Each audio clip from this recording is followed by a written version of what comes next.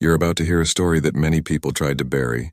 If you've ever wondered what happens when a bully with a badge finally meets someone who won't bow, listen closely because one kick in a quiet courtroom set off an earthquake that shook an entire city.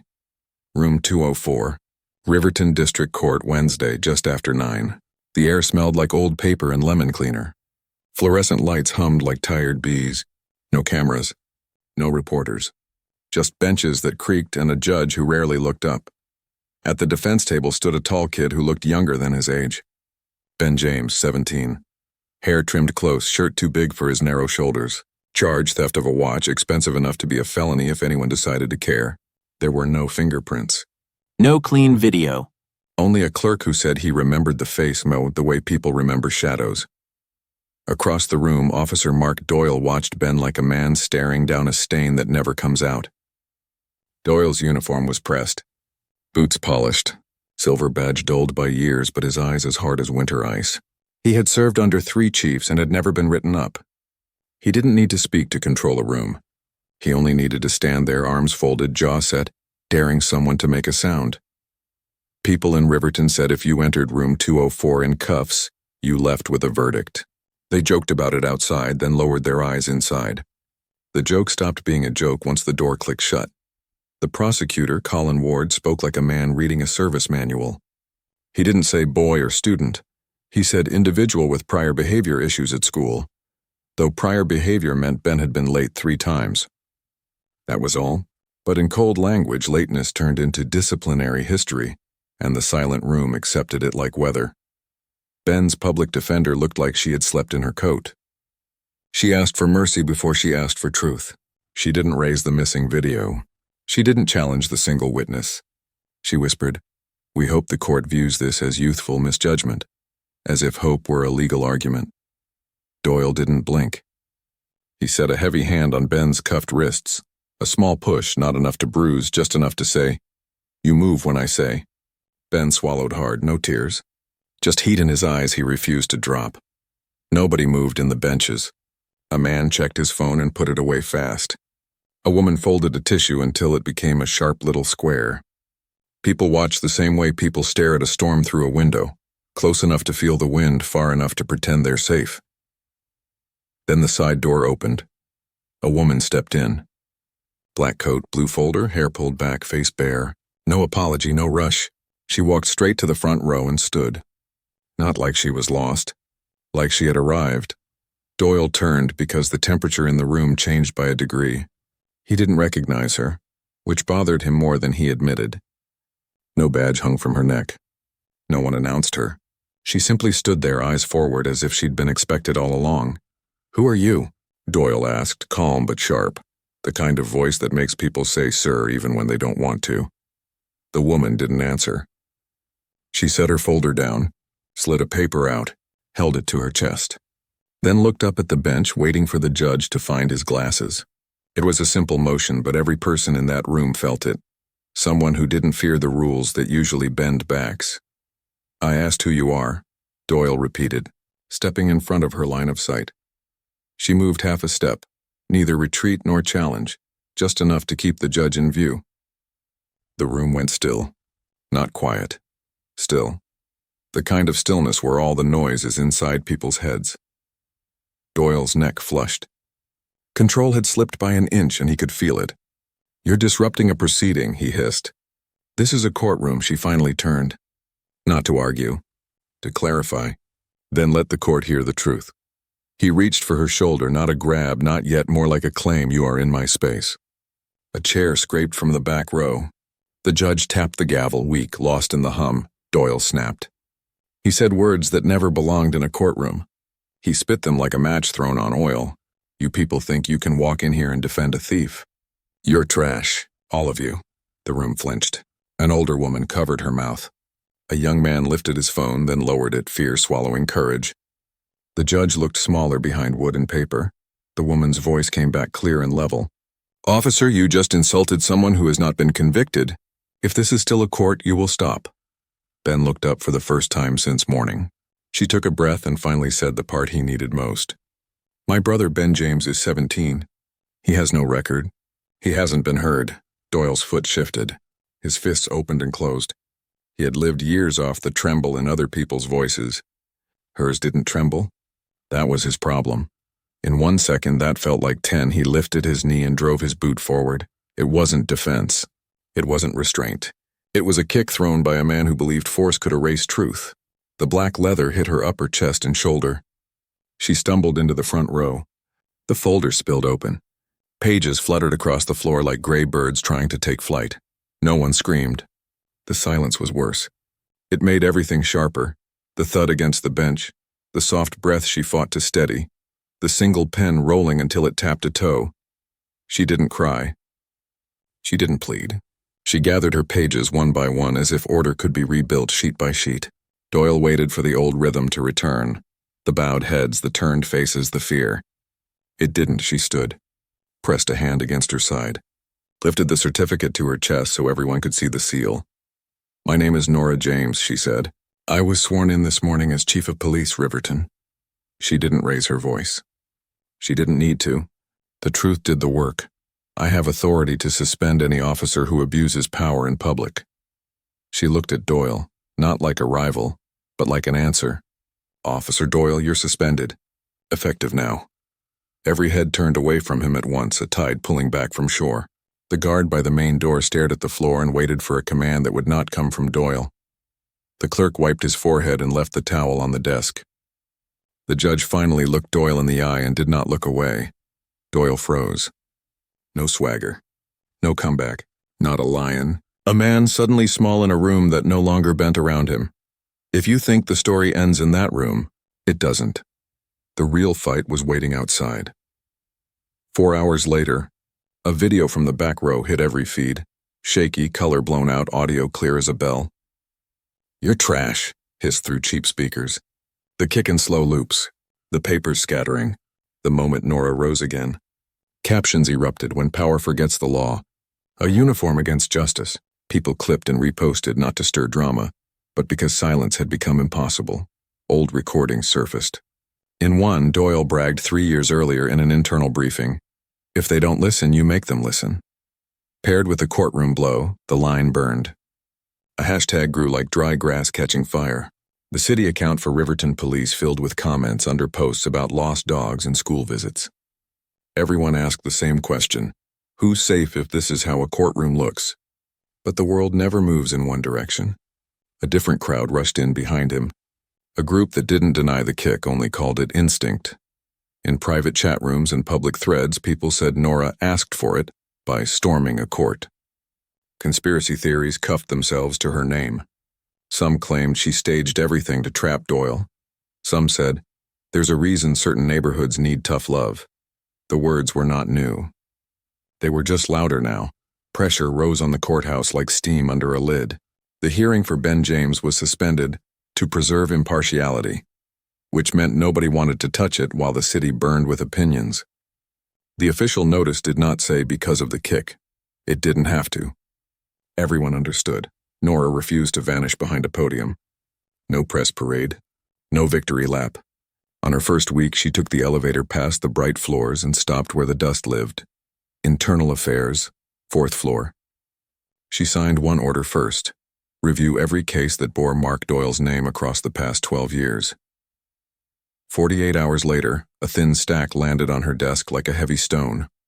14 complaints with Doyle at the center, 8 from citizens in the East Side blocks, 3 from people charged with resisting, 2 from defense lawyers outside city payroll, 1 from a rookie who had asked for a transfer and then resigned.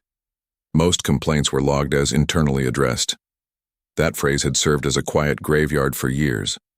9 never made the public database. 3 were only on paper. 1 was filed under initials. 1 had gone missing during a computer upgrade. Nora read them all. 1 said, "I was kept after hours without a lawyer and told to sign or this will get worse for you." Another came from a mother who wrote, "He said, you want your boy to keep going to school, right?" I signed. Timelines did not lie. 11 of the complaints marched alongside praise. The same weeks Doyle was called a top performer, people said he used fear like a tool. The same months he was applauded for efficiency, cases slipped off the map. She didn't get angry in the way people expect. Anger fades. She felt something steadier, responsibility. Names should have meant protection. Instead, they had become doors that closed from the inside. Nora went down to the basement where the old files waited with their rusty clips. Paper went yellow there, but it didn't disappear. She pulled boxes labeled with years and typed labels that hid pain behind neat ink. She looked for stories that had been pushed aside until they became small. She wasn't hunting a headline. She was hunting what people were owed. An answer. While she worked, someone else in Riverton couldn't sleep. Liam Park, 16, had pedaled past the market the morning Ben was arrested. He had seen an old man at the bus stop, Mr. Ellis, clutching his wrist. He had seen a shorter teen in a dark hoodie with a neck scar snatch something shiny and run. He had seen Ben jump on a bike, chase the thief, and he had seen him come back out of breath, holding the watch with two hands like it was fragile. When the sirens came, they only saw the sweat and the skin. Liam kept his mouth shut because he was 16 and believed adults fix things. Then he watched the kick, watched Nora stand up again, heard the word brother, and felt shame sit beside him like a cold friend. He asked his homeroom teacher a quiet question. If I saw something and nobody asked me, can I still say it? They sat Nora and Liam in a small break room. He said everything he had kept. The scar behind the left ear, the hoodie, the root, a fruit shop with a camera. They never turned that camera off, Liam said. They told me once they don't trust daylight. Nora wrote it down. She didn't pat his shoulder. She didn't make him bigger than he was. She said, "You just gave the law a second chance to see my brother the right way." There was a problem. Most corner cameras wiped themselves clean after 7 days. 9 had passed. But the shop owner, a woman who kept backups because theft had visited too many times, had saved the clip. The video was not perfect. It was enough. A short, stocky teen with a neck mark took the watch. Minutes later, Ben appeared on a bike, chased, and returned the item to Mr. Ellis. The frame was grainy and true. Sometimes truth arrived grainy. It still counts. While that hope took shape, an older name rose from an old drawer. Darius Cole. Arrested 7 years earlier for resisting an officer. The report said he cursed, refused to comply, and required restraint.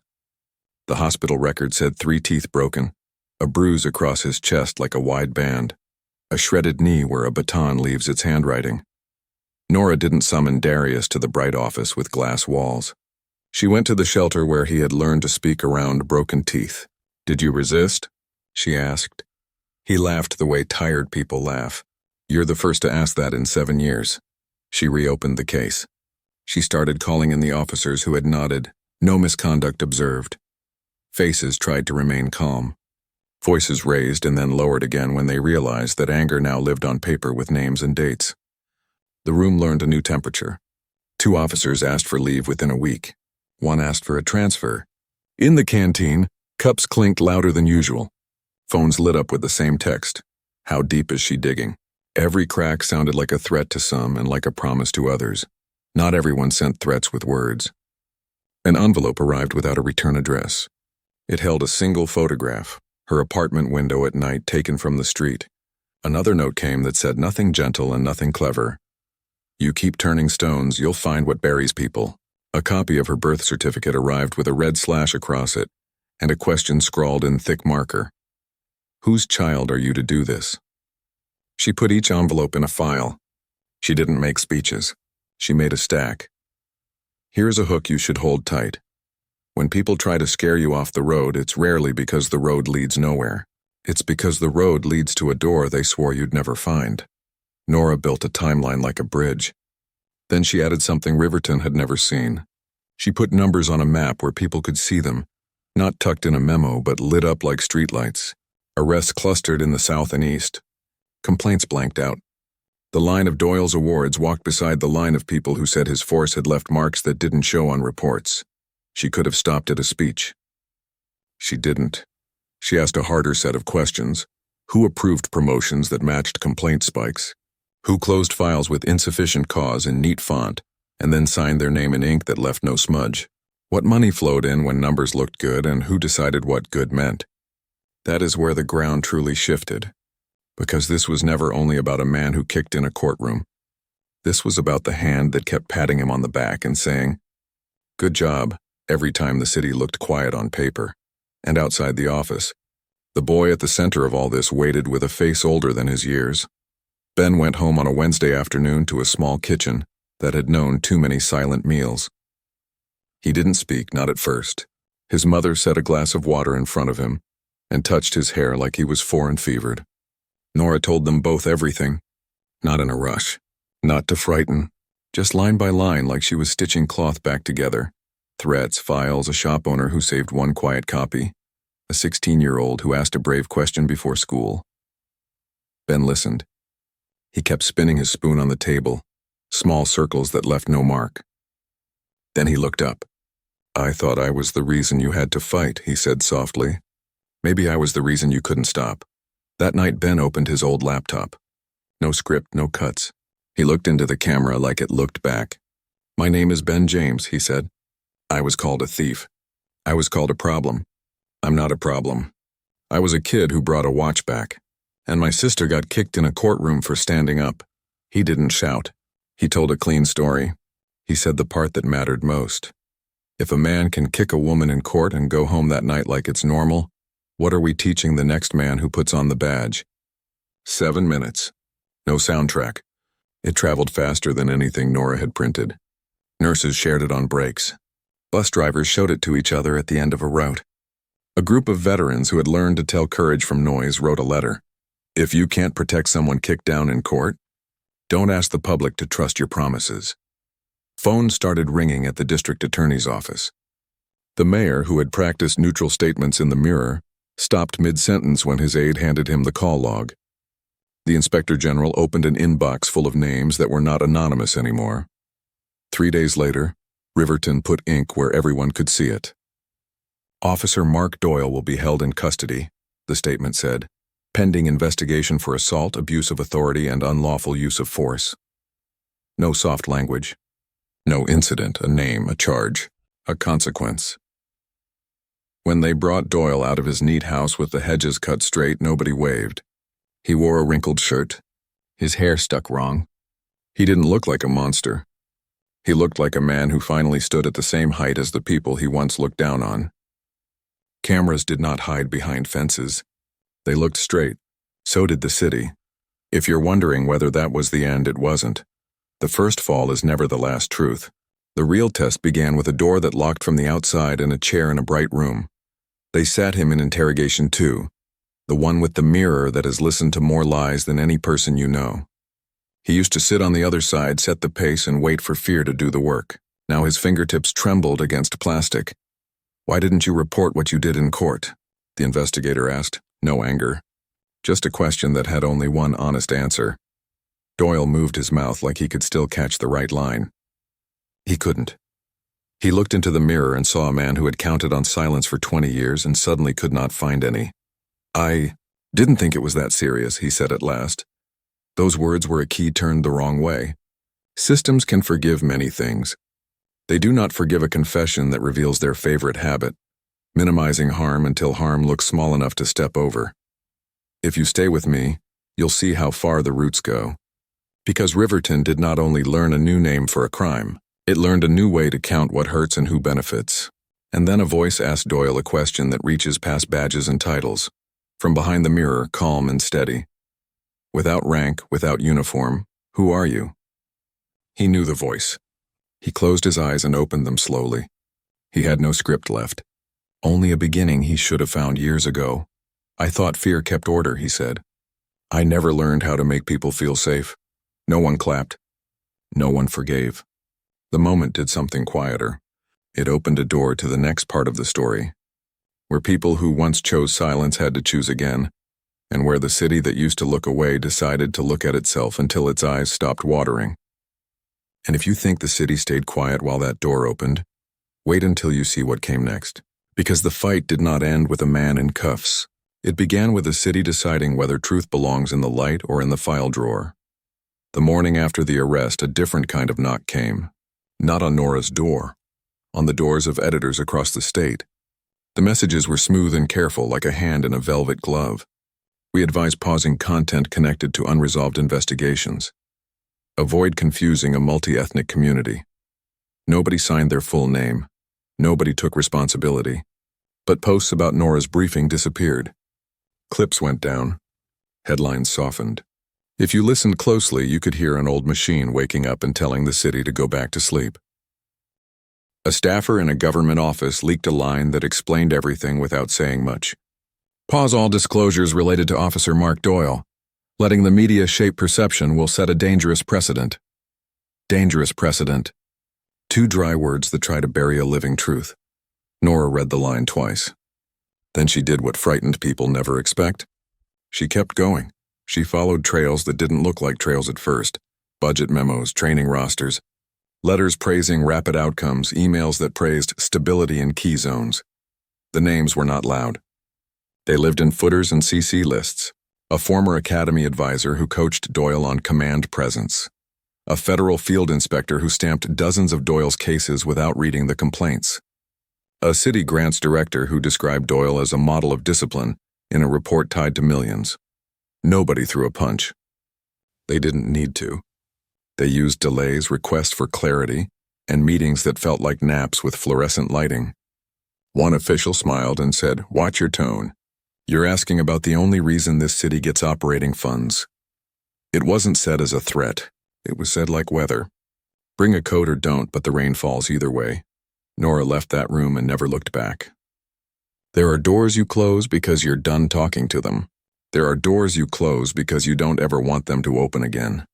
While they tried to push the story under a rug big enough to cover a city, another part of Riverton woke up. Complaints that had gathered dust started breathing. People who once stopped at "no one will listen" tried one more time because someone finally had. When the department posted a simple line, "If you filed a complaint and never got an answer, you may request a review," 236 forms arrived in 2 weeks. The inbox pinged like a metronome that had forgotten how to be slow. Nora refused to let those stories climb into another locked cabinet. She built a unit with no uniforms.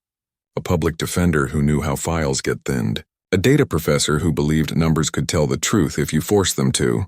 A community organizer who still had a scar on his cheek from a lawful stop. And Darius Cole, the man with the broken teeth who had learned to laugh at questions that came too late. They called it ground check, not reform. Not restore. Check the ground you're walking on, and if it's cracked, stop pretending. Every reopened case was tagged with 3 questions. Who acted? Who approved? Who looked away? The answers were not dramatic.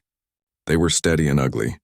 An officer with high clearance numbers, promoted in the same year 15 complaints were dismissed as unfounded. A supervisor who rated initiative high while pushing witnesses to change statements to match a fast narrative. An analyst who lost footage twice, both times when the arrest report read too clean for what the bruises later showed. Ground check pushed a live dashboard to the public site. Not a sales pitch, a truth board. It showed where complaints disappeared most, which approvals matched which spikes, which neighborhoods soaked up most of the order. People could search by block and watch the pattern draw itself without a narrator. If someone tried to argue the clusters were an accident, the map did not argue back. It just stayed lit until eyes adjusted. Then came the night when someone decided fear should walk on 2 feet again.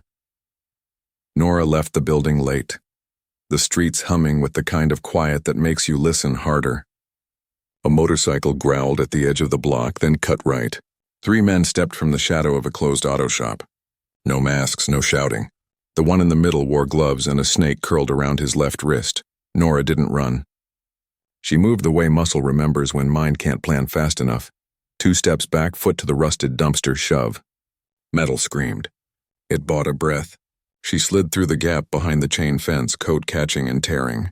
By the time the backup lights flicked across the alley, the men were gone and a cheap phone lay in the wet leaves.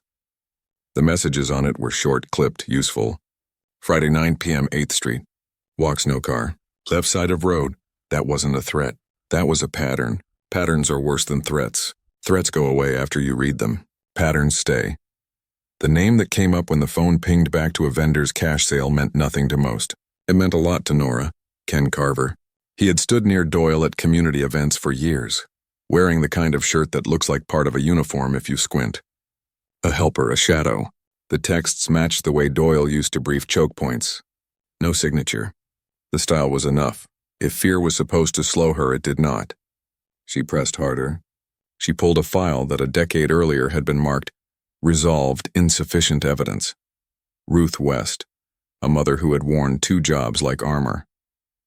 Her son Isaiah, 15, was pinned at a bus stop because he stood up and said, "I didn't do anything." The school counselor's note, "No aggression observed," never made it into the formal record. The photo of Isaiah's wrists with the cuff marks had been scanned and buried on a hard drive with a label that misspelled his name. Ruth still had the nurse's copy. She still had the same calm that mothers use when the world expects them to scream. "I didn't need money," she told Nora. "I needed one call that said, 'We will look.' I never got it." Nora reopened the case and logged who had signed the closure letter. Then she asked a different department why a counselor's note was missing from a legal file. The answer was a shuffle. The map took another small red dot. The first press room session came without banners. Nora rolled out a projection of Riverton, gridded. Dots for arrests, rings for complaints, bars for approvals. Names replaced with numbers and rolls until the pattern showed itself, and then names placed back on top because a system without names invites the next excuse. "In Zone 5, she said, "we logged 241 arrests in 4 years. 190 of them coded public order, 87% black or immigrant residents. Primary arresting officer tied to 33 of those arrests, Mark Doyle." She drew a line on the screen. For every 6 arrests tied to Doyle, 1 complaint. None reached a hearing. None. That is not chance. That is process. An old recording played. A voice from 2014 in a closed meeting. "He cleans up trash. Trash doesn't need protecting." People exhaled like that sentence had waited years to be named by its real name. And then something happened. Nobody asked for and everybody needed. No explosion. No applause. Just a long moment where nobody reached for their phone. If you're waiting for a parade after that, you will be disappointed. What came instead were polite calls from higher floors suggesting restraint and timelines and respect for coordinated messaging. Some posts about the dashboard went dark. Some were flagged for context. No one would say who flagged them. The machine had many arms and no face, so Nora built something that did not need a face. After each police interaction, citizens could rate their experience using a code printed on a card. No names, just time, location, badge number. If an officer received 3 negative reports in 6 months and 0 positives, the case auto-forwarded to ground check, and the officer had to write directly to the complainant in plain language. Not legal phrases, a letter. "This is what I did. This is why I believed it was right. This is where I was wrong." The letters were not posted, but the count of letters written was. Officers learned something that the old system had hidden from them for years. You can be right and still be unreadable to the people you serve. If you cannot explain your decisions to a neighbor, be ready to examine them harder than you ever have. Other cities noticed. A clerk from Seattle asked for the template. A council member in Sacramento said Riverton's dashboard came up 14 times in a session about real oversight. A legal summit in Chicago requested a keynote. Nora declined. She sent everything as open files and said, "You can copy this without my name." Some of the people who once praised Doyle tried to erase their fingerprints. Emails disappeared. Quotes in old press packets were quietly edited. Model of discipline turned into valuable colleague. People stepped down for health reasons. Others said no comment and trusted time to wash their hands. Meanwhile, in Eastfield detention, Doyle learned the rhythm of a place where keys do not live in your pocket. He ate alone. He walked the common area with a broom because everyone starts with a broom. He passed a row of cells and a man leaned on the bars and said in a voice like gravel, "You remember 88 King Street?" Doyle paused. He did not know which man. He knew the street. He kept moving. Eyes followed him the way his eyes used to follow others. No one touched him. No one had to. The second interview lasted longer than the first.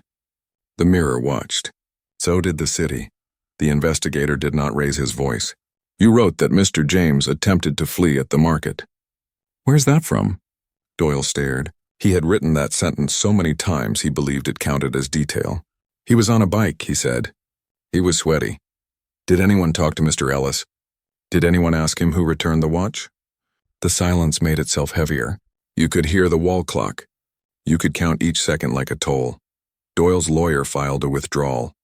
The letter said the client had not provided truthful information. No one yelled abandonment. The word hung there all the same. Doyle's lawyer filed a withdrawal. The letter said the client had not provided truthful information. No one yelled abandonment. The word hung there all the same. Here is the hook that ties past to future. The system that built Doyle didn't collapse in one day. It cracked because people stopped pretending the drywall was solid when the studs were rotten. Ground check returned to older files. One read like a short story written by a bored clerk. Vehicle theft intent. The man had been asleep in his own car, keys in his pocket, seat leaned back. The officer's commendations that month read proactive patrol. The case was logged with insufficient evidence and closed. Ground check reopened it and matched timestamps to a body cam battery log that failed near the stop.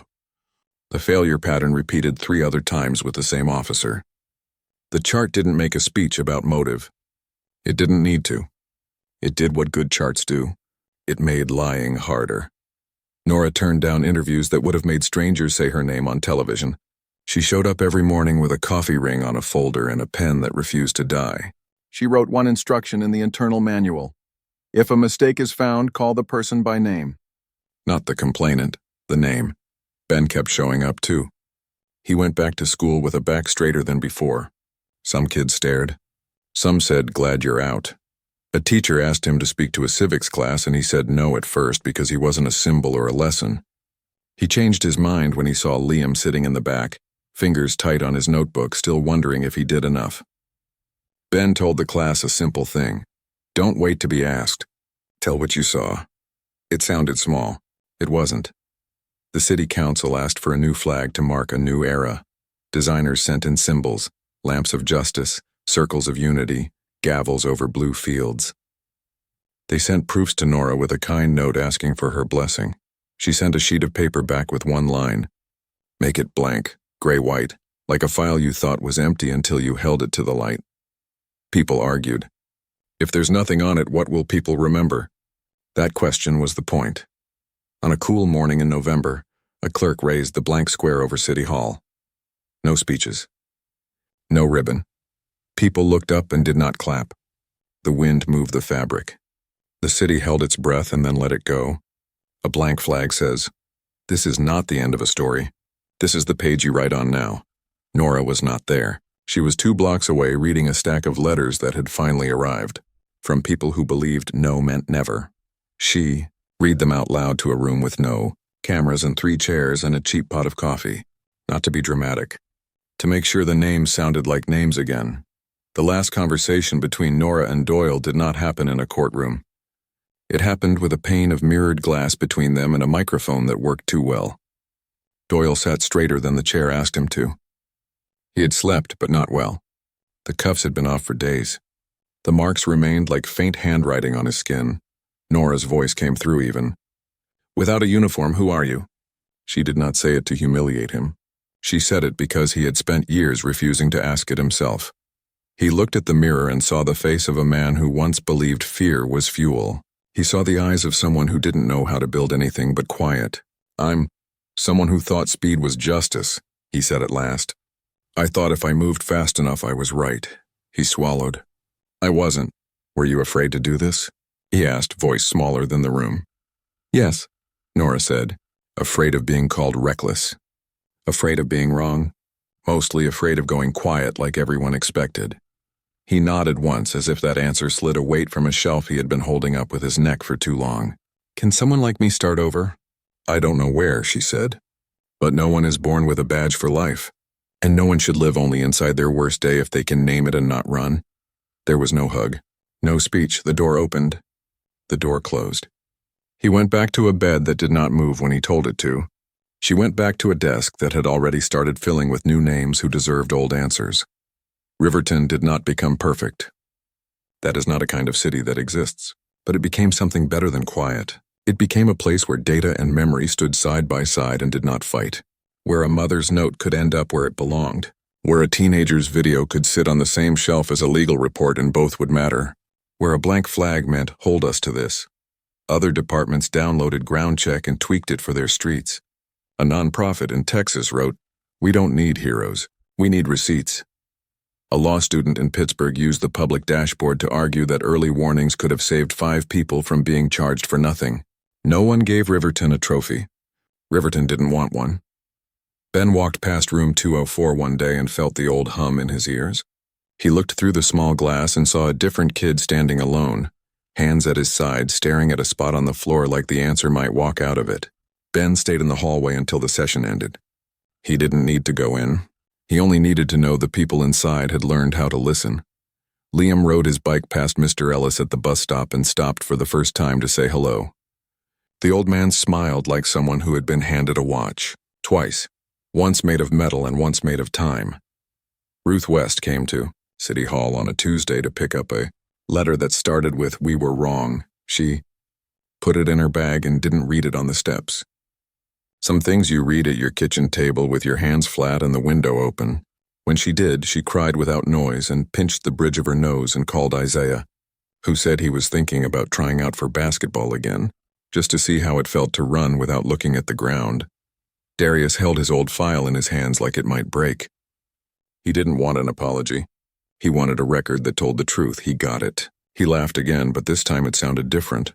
Lighter. Less like defense, more like relief. And Nora? She kept doing the least glamorous thing in the world. She kept showing up. She kept asking, who acted? Who approved? Who looked away? She kept putting names where they belonged. She kept trusting that the work would outlast her name because the work is the only thing that should. If you were waiting for a final line that ties it all up, here it is. And it isn't clever. Justice is not a door you walk through once. It's a hallway with lights you have to replace before they flicker. It's picking up papers that someone kicked across a floor and stacking them until they make sense. It's saying a name out loud when a form tried to hide it. It's a blank flag that refuses to distract you. And it's a city that learned, slow, stubborn, costly, that the opposite of fear is not courage. The opposite of fear is care. Care enough to ask, care enough to answer, care enough to keep the page blank until the truth has room to write itself. The last words in this story don't belong to Nora or to Doyle. They belong to anyone who ever sat in a room and felt small. The city owes you a question that no one asked before. What did we miss? The city owes you an answer that never again reads, insufficient. Riverton isn't a model. It's proof. Proof that silence can be turned into a record. Proof that a kick meant to end a voice can start a movement. Proof that when someone finally stands up after being knocked down, the rest of us can learn to stand with them. Not for applause, not for headlines, but because that's what people owe each other if they want to live in the same place and call it home.